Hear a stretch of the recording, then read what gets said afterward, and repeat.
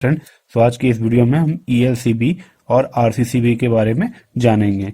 ठीक है, तो बेसिकली आपका ELCB जो घर के लिए प्रोटेक्शन के लिए यूज होता है, मीन्स आपका अगर करंट कहीं लीकेज हो रहा है तो उस समय ये डिटेक्ट करके इसको ऑफ कर देता है। ठीक है, RCCB का फुल फॉर्म क्या होता है? रेसिडुअल करंट सर्किट ब्रेकर, और ELCB अर्थ लीकेज सर्किट ब्रेकर। अगर कहीं से भी आपकी लीकेज होगी तो उस समय ये ऑफ कर देगा।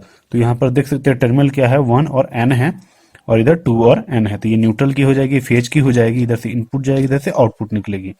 और ये इसका ऑन एंड ऑफ का बटन है। और यहाँ पर बहुत सारी रेटिंग मिट चुकी है, तो ये 16 एम्पियर की है।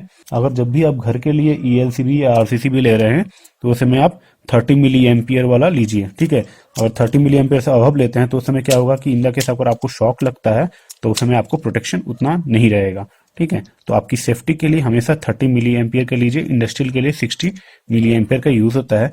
तो आइए अब इसका कनेक्शन करते हैं।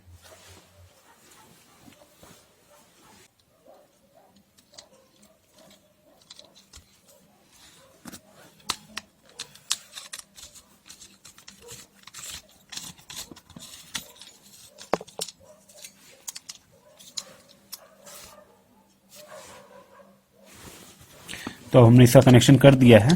ठीक है, अब उसके बाद इस साइड में हम कुछ भी लोड कनेक्ट कर देते हैं। तो जैसे मैं यहाँ पर बल्ब लोड कनेक्ट करने जा रहा हूँ।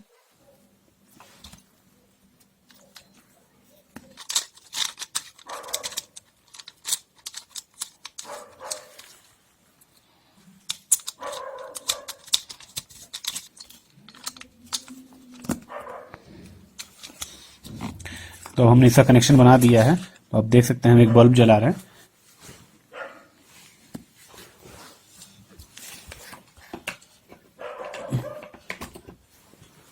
तो आप देख सकते हैं कि हमारा बल्ब ग्लो करने लग गया है।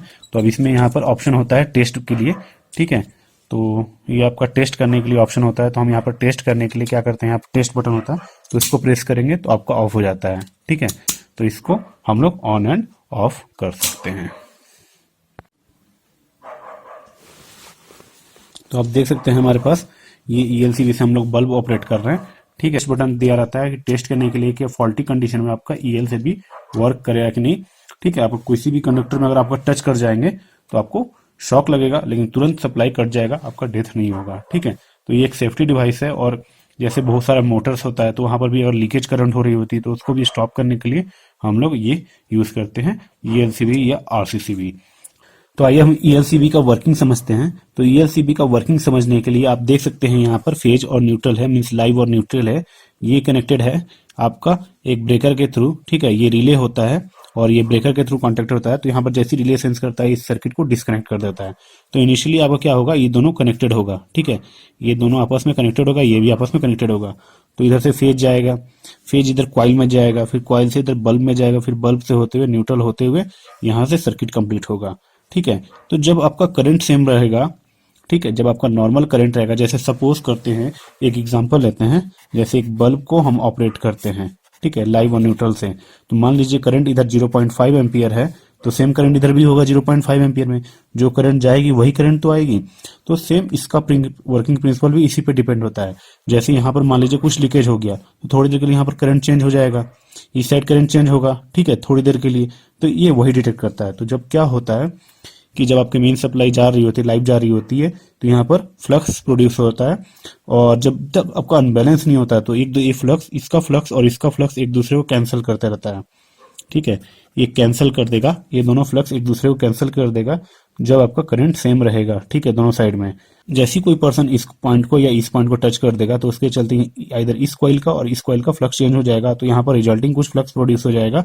तो इसमें क्या होगा कि सर्किट ब्रेकर रिले तो क्या होगा कि ये जो आपका कॉइल है, ये कॉइल क्या करेगा, रिले को सिग्नल दे देगा और रिले आपका ब्रेकर को ऑपरेट कर देगा। ठीक है, तो ये इसका वर्किंग प्रिंसिपल होता है। तो इसका वर्किंग प्रिंसिपल जानना बहुत जरूरी है। तो आप जरूर जानिए कि कैसे ये काम करता है। ठीक है, तो बेसिक कॉन्सेप्ट यही है कि 0.5 आपका करंट, सेम करंट अगर लाइव में जा रहा है तो सेम न्यूट्रल में भी जाएगा। कुछ लीकेज होगा तो करंट चेंज होगा, तो ये उसको डिटेक्ट करके उसको ऑफ करता है। और यहाँ पर एक पुश बटन देते हैं और टेस्ट रजिस्टर देते हैं।